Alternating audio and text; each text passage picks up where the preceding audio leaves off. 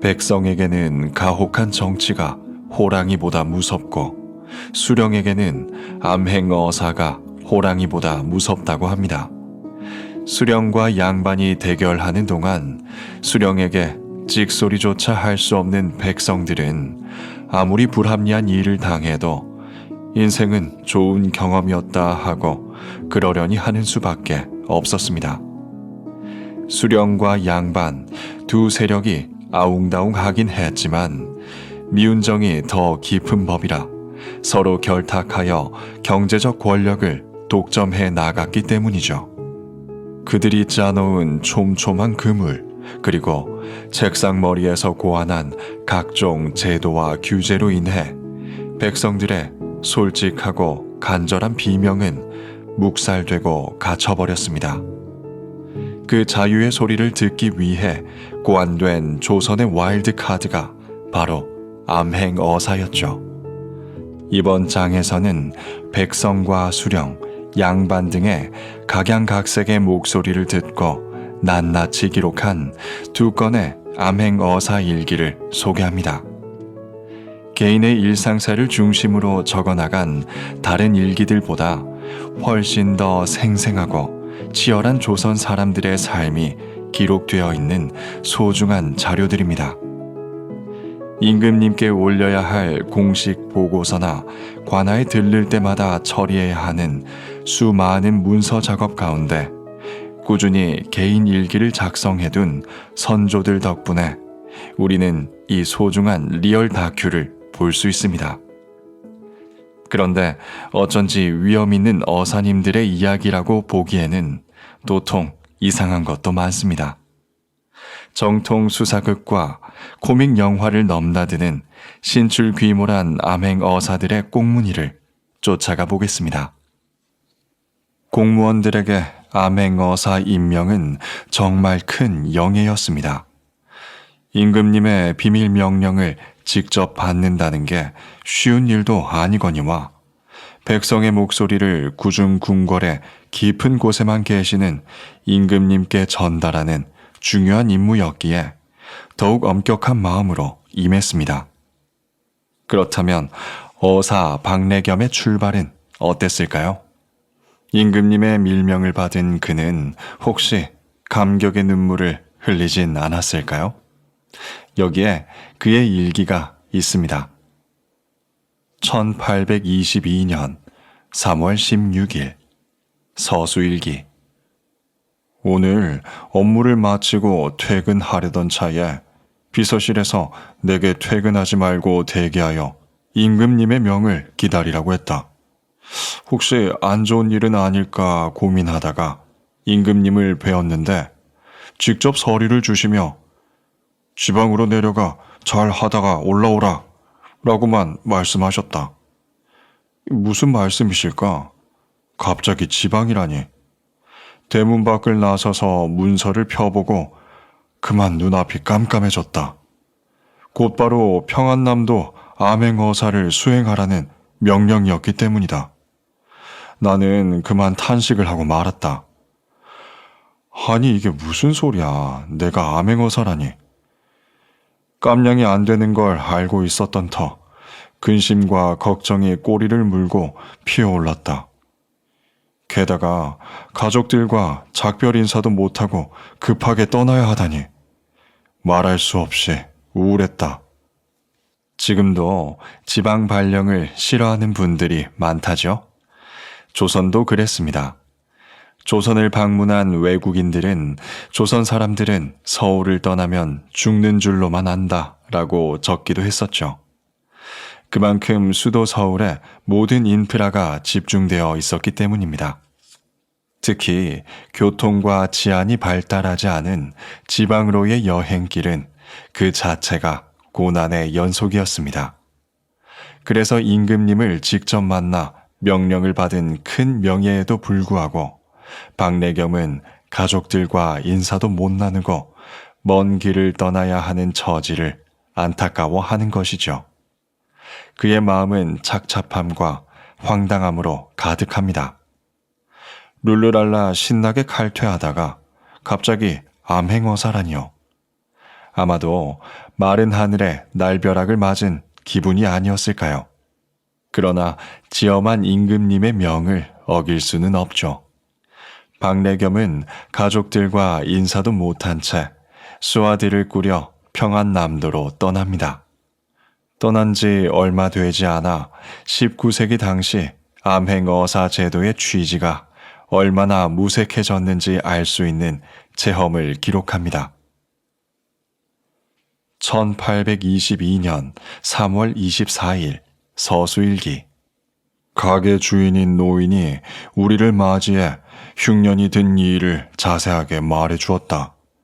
또 전임 수령이 얼마나 나쁜 놈이었는지, 간사한 아전들이 얼마나 나쁜 짓을 했는지도 일러 바치며 이렇게 말했다. 초봄에 암행어사가 반드시 온다 하여 다들 수근수근 했는데 지금까지도 어사가 오지 않아 다들 이상하게 여기고 있습니다. 저 같은 시골뜨기 노인이야 뭘 알겠냐마는 아마 저 못된 관가와 아전놈들은 서울과 연락을 주고받아 암행어사가 언제 어떻게 어디로 오는지 이미 다 알아서 못된 짓을 계속 할 겁니다요. 암행어사 제도의 목적은 지역의 관리들 모르게 파견되어 백성의 고충을 직접 듣고 그들을 평가하라에 있습니다. 이 일기에서 우리는 19세기까지도 암행어사가 백성의 고충을 직접 듣는 것 자체는 잘 유지되었으나 적지 않은 지역에서 이미 암행어사와 관리가 서로 손발이 척척 맞는 명연기를 했음을 유추할 수 있습니다.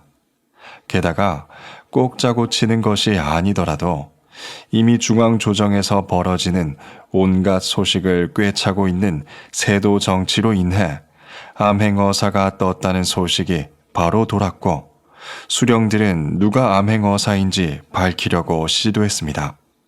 그래서 암행어사는 신분을 숨기는데 최선을 다했습니다. 거지 중에 상거지꼴로도 변장하고 사투리도 제대로 못 쓰면서 충청도 출신의 지나가는 선비 흉내를 내는 등 각종 꾀를 쓰게 되었죠. 즉 암행어사가 누구인지 알아내려는 수령과 절대로 들키지 않으려는 암행어사 사이에서 속고 속이는 심리전이 끊이지 않았던 것이죠. 그런데 이 박래겸이라는 양반은 조금 다릅니다.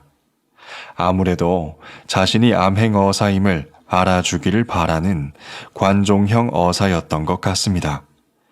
이런 기록이 있습니다. 1822년 3월 29일 서수일기. 오늘 길을 가다가 길가에 눈 먼 사람이 한 명 앉아있기에 점을 쳐달라고 했다. 보인다 보여. 보아하니 손님은 자석을 차고 있으니 직관이시겠구먼. 내가 점괘를 보니 반드시 이 지방에서 이름을 크게 알리게 될 것이야. 직관이라니. 그 얘기를 듣자마자 속으로 푹 하고 웃었다. 그는 내가 마패를 차고 있음을 알고 직관으로 오해한 것이다. 그리고 밤에는 이 고을 수령의 숙소로 찾아가 나의 가명인 공주 박서방 명함을 넣으며 수령과 만나기를 원했다. 사실 수령과는 어릴 때부터 친했고 또 고을을 잘 다스린다는 평판이 자자해서 굳이 내가 나설 일은 없었다. 덕분에 거리낌 없이 놀았는데 관아의 사람들은 아무도 내 정체를 짐작하지 못했다. 다만 나이 든 기생 한 명만이 손님 인기 많죠? 아무래도 보통 분은 아닌 것 같은데 라고 할 뿐이었다. 참, 정말 웃긴 밤이다. 박래겸은 여기저기를 다니며 온갖 종류의 사람들을 만났습니다. 그런데 그럴 때마다 자기가 암행어사인 줄 알아보는지 은근히 시험해 봤던 것 같습니다. 조선시대의 적잖은 시각장애인들은 점치는 일로 생계를 꾸려갔는데요. 길가에서 만난 눈 먼 사람에게 점을 치면서 허리춤에 찬 마패가 흔들리는 소리가 들리도록 몸을 움직였나 봅니다. 소경은 짐짓 점괘를 받는데 당신의 허리춤에 자석을 찼으니 지관일 것이다 라고 했지만 사실은 마패였던 것이죠. 그러더니 그날 밤 어릴 때부터 친했던 수령을 공주 박서방으로 위장하고 찾아가 신나게 놉니다.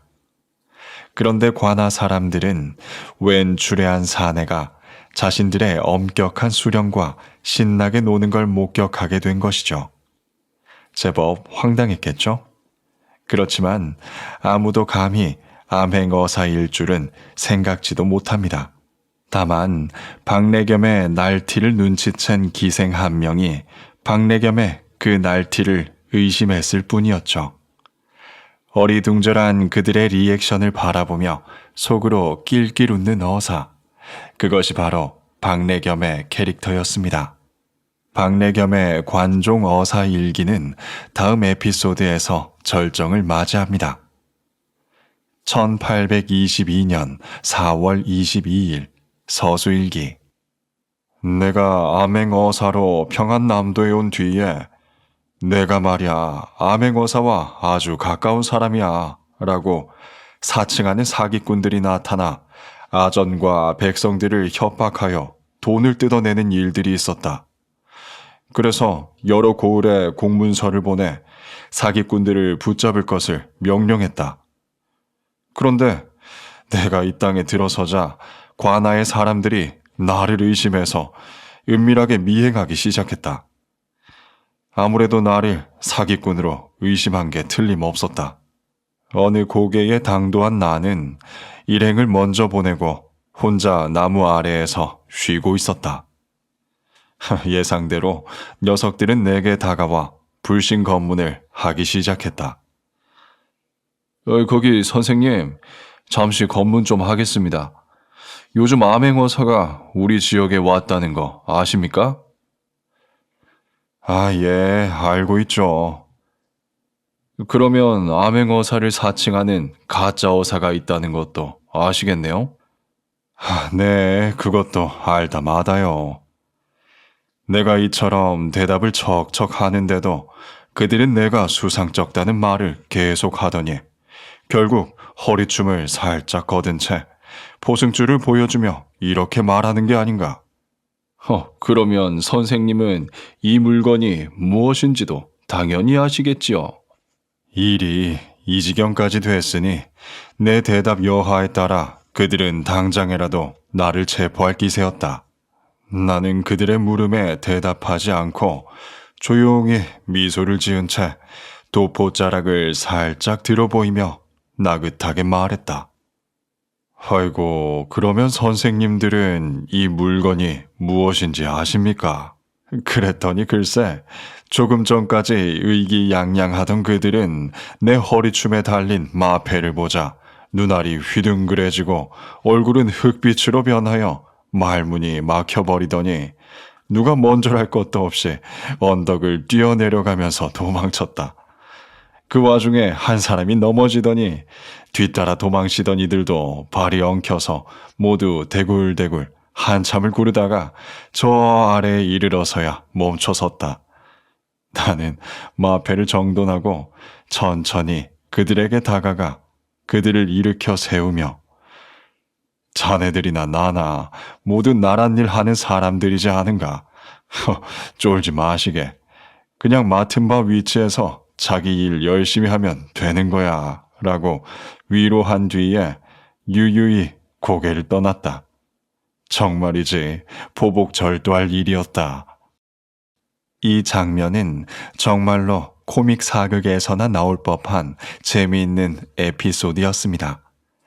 암행어사가 돌아다닌다는 소식이 이미 파다한 평안남도. 그에 따라 어사와 친하다고 사칭하는 사람들이 나타나고 심지어 가짜 암행어사도 나타납니다. 자연히 행동거지가 수상한 자들에 대한 불신 검문이 강화되었죠. 그런데 다름 아닌 진짜 어사가 이 불신 검문에 당하고 맙니다. 이런저런 유도 신문에도 박래겸은 넘어가지 않았지만 그들의 심증은 굳어져 체포를 운운하는 수준까지 나아갑니다.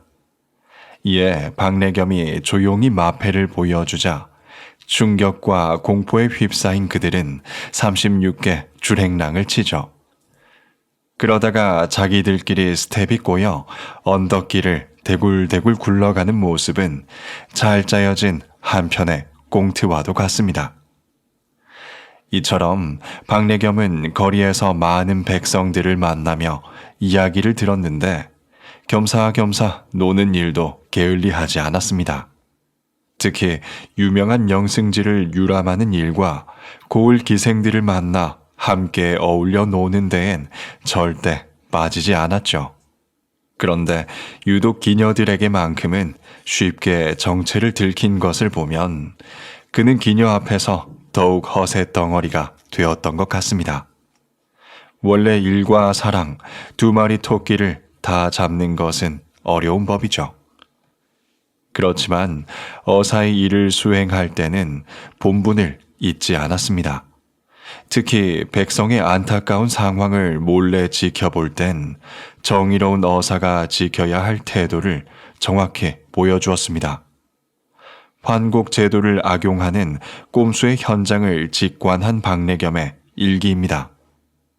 1822년 4월 28일 서술기. 읍에서 백성에게 곡식을 나누어 준다는 소식을 듣고 백성들 틈에 섞여 창고 마당으로 뛰어들었다. 그런데 몇몇 사람들이 아니 이봐 김 선생, 쌀이 대체 이게 뭔가? 이렇게 나쁜 쌀을 어떻게 먹으라는 거야? 아이 사또는 또 어딨어? 당장 사또 나오라고 해. 암행어사가 내려온다는 소문이 바다인데 어떻게 이런 간사한 짓을 한단 말인가? 우리 보고 이런 질 나쁜 곡식을 먹고 버티라는 말인가? 라고 항의하는 모습을 보았다. 그런데 한 아전이 씩 웃으며 말하길 아이 그 선생님들 진정하시고 이 곡식들 전부 지난 가을에 선생님들이 납부한 거잖아요. 그러니까 이 질 나쁜 곡식들을 납부한 건 다름 아닌 선생님들이라니까요. 그런데 받을 때는 질 좋은 곡식으로 받으려 한다니 양심이 너무 없으신 거 아닌가요? 저희는 다 절차대로 하고 있는데 민원을 넣으신다고 하면 곤란합니다. 또 만약에라도 지금 암행어사가 이 마당에 들어와 있다면 그 뒷감당은 어떻게 하시려고 이렇게 진상을 부리십니까? 결국 사람들은 더는 항의하지 못한 채 주는 대로 받아 흩어졌다. 심하다.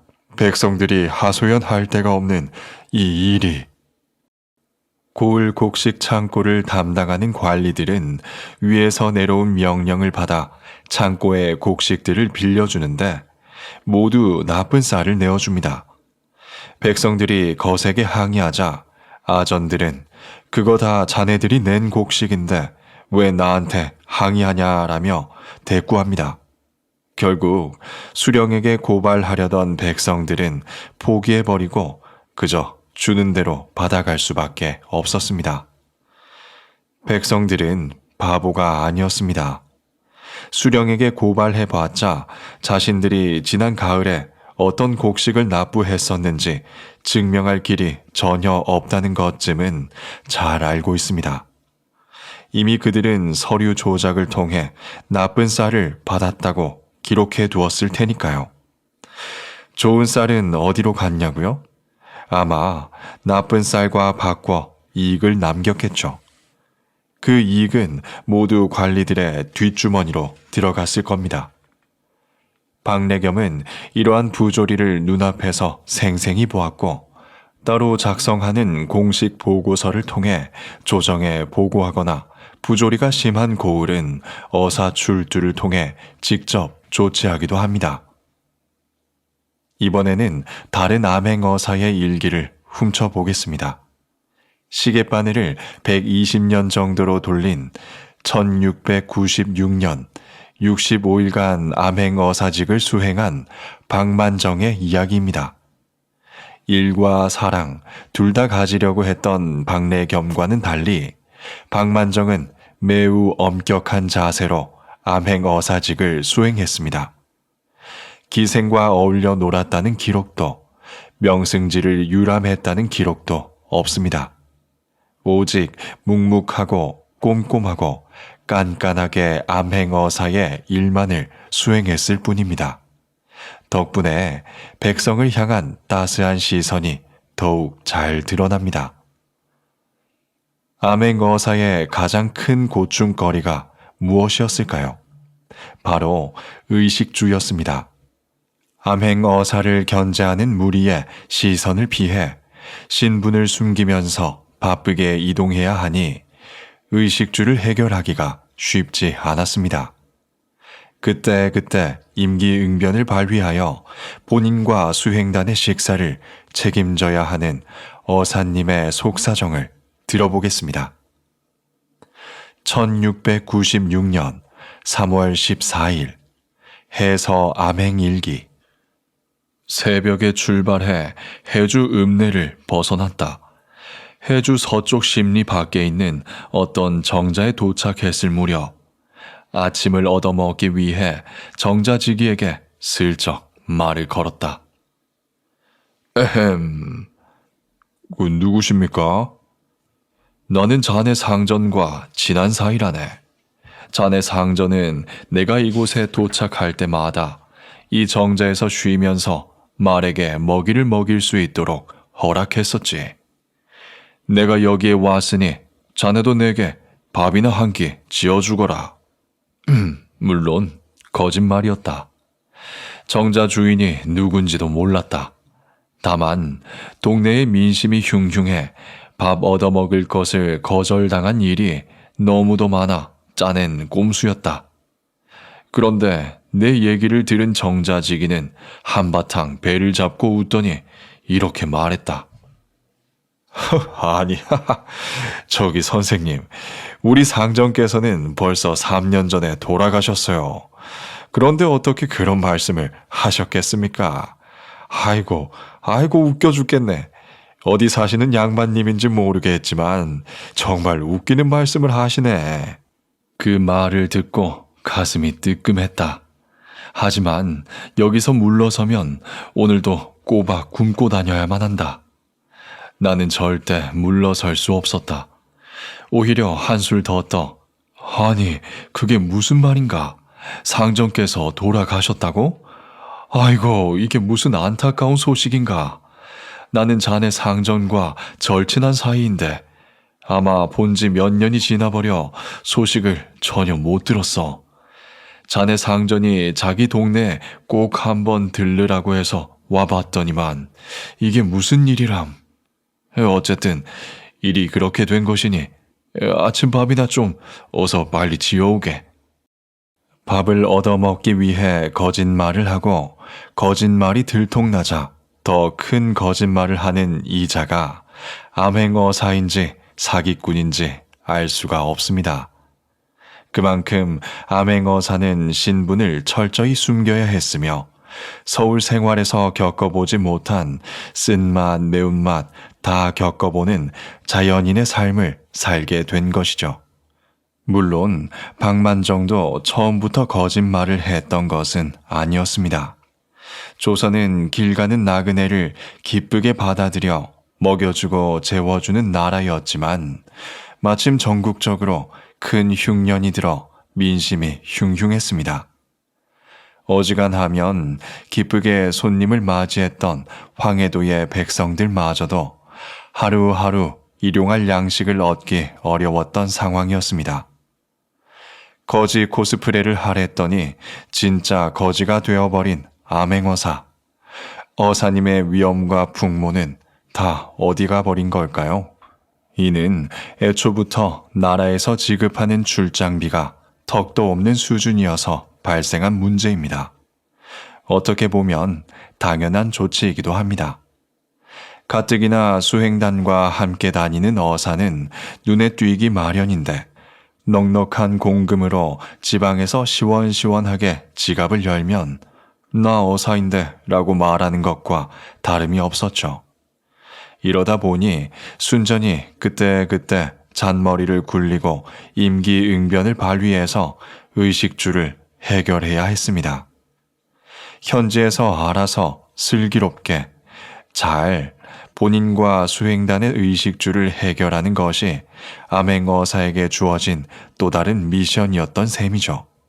이는 엄살이 아니라 생사를 좌우하는 중대한 문제였는지 박만정이 적은 일기의 상당 부분은 무엇을 어떻게 해서 먹었고 어디서 간신히 잤다라는 내용으로 가득 채워져 있습니다.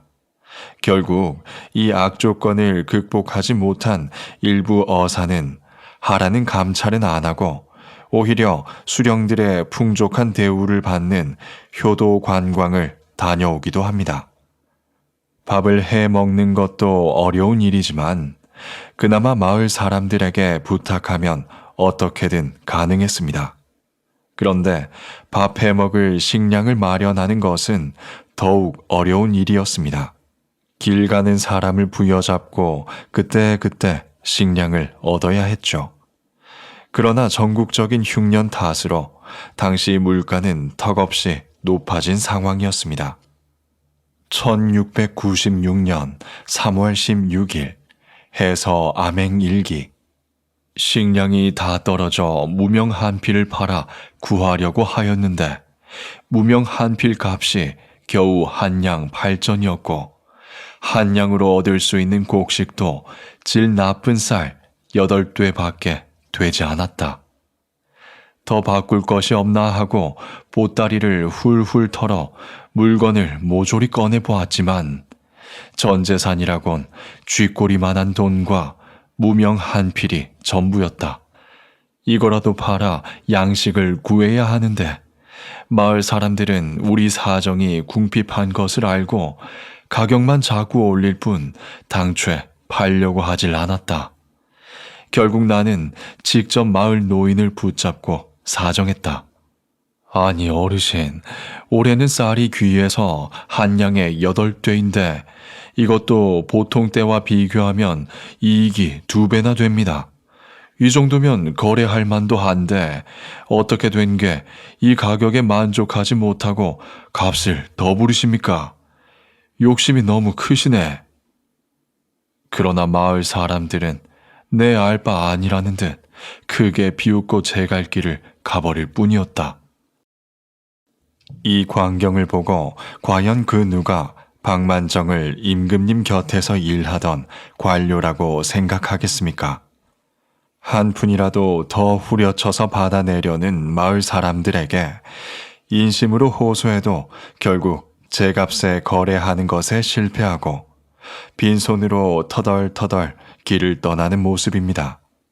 얼마나 야박한 인심에 시달렸던지 박만정은 한 수령을 만나 이 동네 인심이 너무 고약한데 수령이 직접 백성들을 타일러야 할 것 같습니다.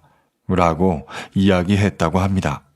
그런데 수령은 어디서 그런 일을 당하셨습니까? 알려주시면 제가 단단히 조치해 놓겠습니다. 라며 문제의 본질을 해결할 생각 대신 백성들에게 벌을 주어 대충 때울 생각만 합니다. 흉년과 기근으로 인한 절망과 고통으로 가득한 이때 어떻게든 그들을 구제하여 생활을 안정시킬 생각을 포기했거나 아예 없었던 것이죠. 이렇게 문제를 해결하는 대신 문제를 일으킨 사람을 없애버리거나 혹은 그 부서를 고심 끝에 해체해버리는 국방부식 문제 해결법에 박만정은 어이없어 하며 어사가 곤욕을 당하는 것은 당연한 일이라며 다시 수령을 타이르죠.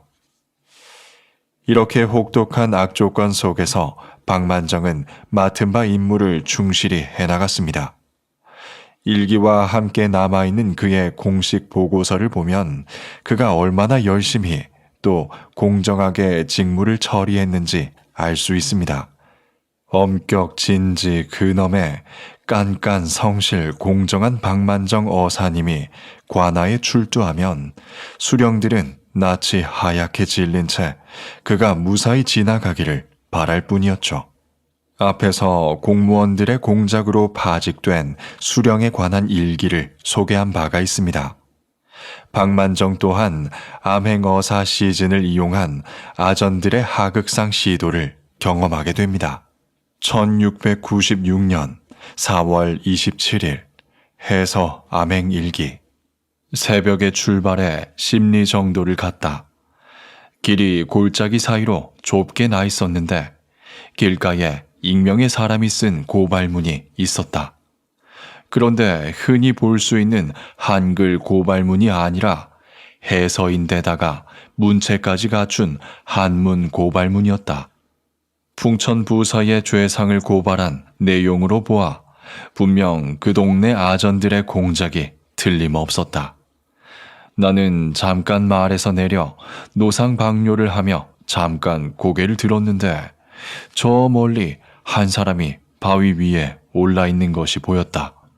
그들은 우리에게 큰 소리로 나는 어사께서 오신다는 얘기를 듣고 어사를 먼저 배려합니다. 나를 방해하지 마시오 라고 소리를 치는 게 아닌가. 그는 우리가 어사 일행인 것을 알고 있는 게 분명했다. 나는 역졸들을 조용히 불러 우리가 나뉘어 앞뒤에서 저놈을 추격한다면 분명 잡을 수 있을 것일세. 잡아! 라고 지시한 후 그 사람에게 큰 소리로 그러면 나랑 자세히 얘기 좀 합시다. 이리 좀 내려오시오. 라고 외치며 그를 꿰어내려고 했다. 그와 내가 멀리에서 대화를 하는 사이 역졸들은 슬금슬금 그를 포위했다. 이윽고 역졸들이 동시에 뛰쳐나가 그를 잡기 위해 산에 오르자 그는 눈치를 채고 재빨리 도망쳐버렸다. 결국 그를 잡지는 못했다. 어사가 당도한다는 소문을 들은 아전들은 선수를 쳐서 공작을 시도합니다. 암행 어사에게 수령의 죄를 먼저 전하고 어사가 그 고발문을 근거로 수령을 파직하기를 원했던 것이죠. 그런데 박만정은 고발문이 한글이 아닌 제법 유려한 한문으로 작성된 것을 보고 바로 아전들의 농간임을 간파합니다. 그런데 때마침 저 멀리서 자신들을 지켜보던 아전을 발견하게 되죠. 사태의 진실을 가리기 위해 그를 잡으려고 했지만 재빠른 역졸들의 움직임을 피해 그는 도망치고 맙니다. 아전이 이러한 공작을 펼 수 있다는 것은 수령에게는 어사가 저승사자나 다름없었다는 뜻입니다. 당연히 수령들은 지옥으로 끌려가지 않기 위해 어사를 풀코스로 모시려고 노력했고 백성을 더 쥐어짜 그 비용을 마련했습니다. 그런데 어느 시골집에 묵던 박만정이 그 소식을 생중계로 듣습니다. 1696년 4월 10일 해서 암행일기. 저녁을 먹고 난 후 주인과 수다를 떨고 있는데 마을 사람 한 명이 후다닥 방문을 열고 들어오며 주인에게 말했다. 이복의 김씨, 어제 관청에서 나온 공문 봤어? 오늘이나 내일 어사가 이 고을로 올 것이니 큰 쏘가리를 빨리 잡으라고 난리 아니겠나. 뭐 쏘가리? 글쎄 나는 처음 들었는데. 그런데 그런 일이라면 담당 공무원들이 처리해야 하는 일 아닌가? 마을 사람이 나간 뒤에 나는 집주인에게 물었다. 주인 양반, 이런 산골 마을에서 어떻게 물고기를 잡을 수 있다는 것인가? 들어오실 때 마을 앞에 조그마한 시냇물 보셨죠? 옛날에는 시냇물이 제법 깊어서 고기가 꽤 잡혔죠. 그런데 요즘엔 가뭄이 너무 심해서 물고기는커녕 물도 없단 말입니다. 마을 하나가 온통 메말라 죽게 생겼는데 이 와중에 무슨 고기를 잡으라는 건지 답답해 미칠 노릇입니다요. 그러면 공력을 없앤다면 사람들의 살림살이가 좀 나아지겠는가? 아이고, 말도 못하지요. 다들 한신음 놓았다고 좋아할 겁니다. 나는 관아에 들어가 담당 공무원을 불러 당장 공역을 그만두게 지시했다. 가뭄으로 물고기가 없는데 어사 접대를 위해 물고기를 잡아오라는 명령을 받은 한 마을. 백성들은 그놈의 어사는 왜 온다고 난리냐며 먹고 살기도 힘들어 죽겠는데 더 힘들게 한다며 푸념을 했을 겁니다. 그 얘기를 들은 박만정은 바로 시정 조치를 내리죠. 물론 늦게나마 잘못된 관행을 고치는 것도 케이스 바이 케이스였을 것입니다. 이 기록들은 어사 개인의 기록이니 모른 척 접대를 받고 기록에 남기지 않아도 그만이었죠. 그렇지만 대체로 어사는 수령보다 더욱 청렴함을 유지해야 했습니다. 똑같이 뇌물을 받아 적발되더라도 수령보다 어사가 받는 죄가 훨씬 더 무거웠으니까요. 암행어사의 하이라이트는 바로 암행어사 출두야 이겠죠. 그런데 요즘 검찰의 압수수색 스타일이 검사의 취향에 따라 때로는 밤샘 수사, 때로는 초고속 수사가 되듯 이 어사 출두도 어사의 스타일과 취향에 따라 조금씩 달라졌나 봅니다. 먼저 박래겸의 어사 출두입니다. 1822년 5월 13일 서수일기. 해가 다 질 무렵 역졸들을 데리고 순안현 관문 밖에 도착했다. 마침 수령은 부재 중이라 나머지 관원들이 부랴부랴 우리를 맞이할 준비를 했다.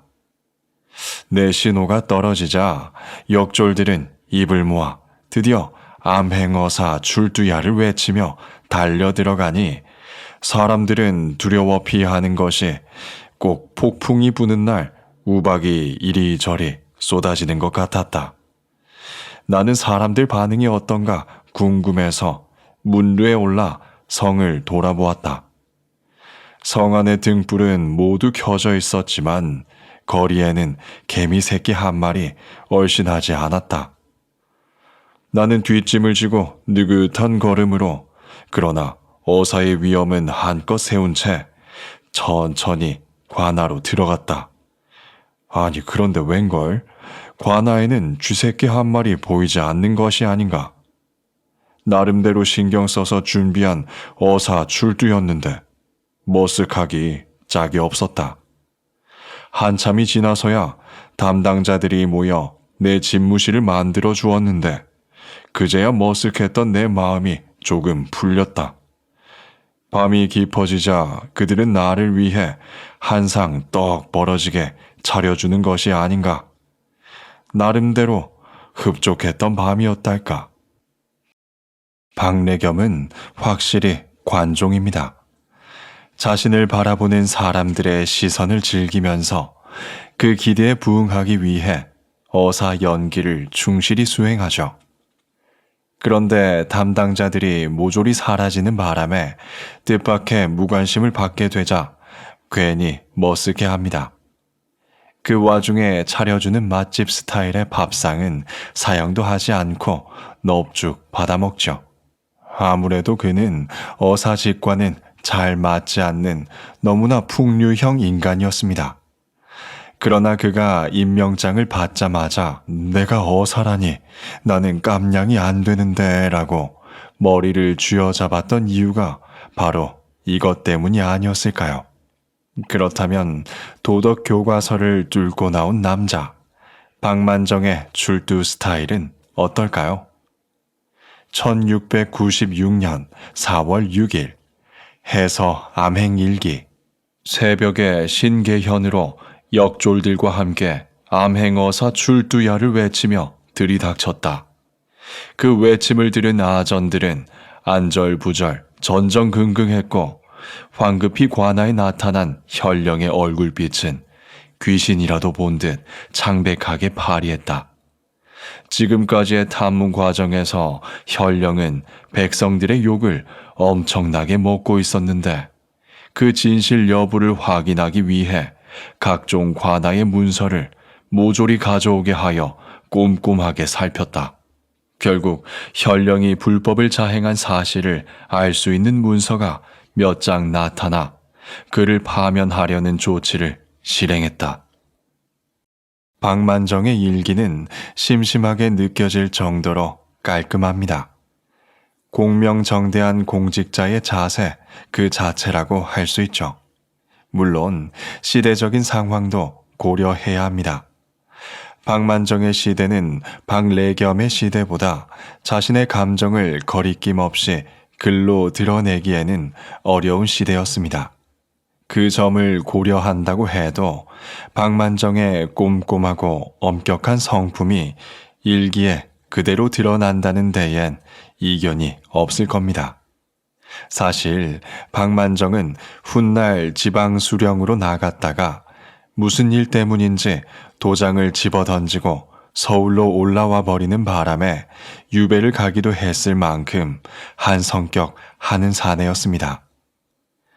그런데 신계 현령이 무슨 죄를 저질렀기에 박만정이 나타나자 관아의 분위기가 갑자기 싸해진 것일까요? 박만정이 따로 남긴 공식 보고서에 그의 죄목이 낱낱이 기록되어 있습니다. 신계 현령 심능은 부임 이후 단 하나도 잘한 일이 없습니다. 특히 이번에 국방세를 거둘 때 이미 중앙에서 국방세를 감면하라는 지시가 있었음에도 불구하고 정해진 것보다 훨씬 더 많은 세금을 걷었습니다. 요즘 같은 흉년에 세금을 과하게 걷어 백성들의 원망이 자자합니다. 그런데 그렇게 더 거두어들인 쌀이 어디로 갔는지 장부에는 나와 있지 않아 꼼꼼히 조사해보니 여러 창고의 쌀들을 이리저리 옮기면서 상인들에게 팔아넘긴 것이 드러났습니다. 보고서와 마찬가지로 백성들을 쥐어짜 자신의 뒷주머니를 채우는 전형적인 탐관오리였습니다. 실록에 의하면 박만정의 보고에 따라 신계 현령 심능이 체포당하는 것까지 나옵니다. 그 뒤 승정원 일기와 실록 모두에서 찾아볼 수가 없습니다. 아마도 그대로 정계에서 은퇴하여 은거했을 듯 합니다. 사실 창피해서 그럴 수밖에 없었을 겁니다. 안타깝게도 어사가 항상 캡틴 아메리카나 배트맨처럼 정의의 수호자일 수는 없습니다. 왕은 주로 싹수가 보이는 젊은 문신을 어사로 임명했는데 중앙의 능구렁이 같은 권세가들과 연줄로 맺어진 수령을 고발하는 일은 쉽지 않았기 때문입니다. 또한 맨 땅에 삽질하듯 악조건에서 분투하다 보니 일 처리를 제대로 못하기도 했습니다. 우리가 이 장에서 보았던 것처럼 이미 어사의 소문이 바다해 수령들이 다 대비하는 일도 있었죠. 그런데 우리에게 전해지는 어사 박문수에 관한 설화는 무려 97건이나 됩니다. 그 수치에서 불합리와 부조리에 짓눌려도 말 한마디 감히 내지 못했던 백성들의 정의로움에 대한 열망과 가망을 느낄 수 있습니다. 그러나 설화는 설화일 뿐 어사가 자신의 정의를 관철해 나가며 속이 후련한 참교육을 보여주는 일은 거의 없었습니다. 어사 혼자 해결하기에는 너무나 거대한, 너무나 단단한 구조적인 장애물이 차츰차츰 쌓여가고 있었으니까요. 생성된 모든 것들은 소멸합니다. 나라 역시도 그렇습니다. 500년을 이었던 조선이 결국에 소멸했듯 우리의 시대 또한 언젠가 소멸해 역사책에서 배우게 될 것입니다. 박래겸이 활동했던 시대에는 그 장애물을 해소할 골든타임이 사라져 가던 시점이었습니다. 우리 시대의 정의로움은 어떤 시간을 지내고 있을까요? 아직 우리에게도 시간이 남아 있을까요?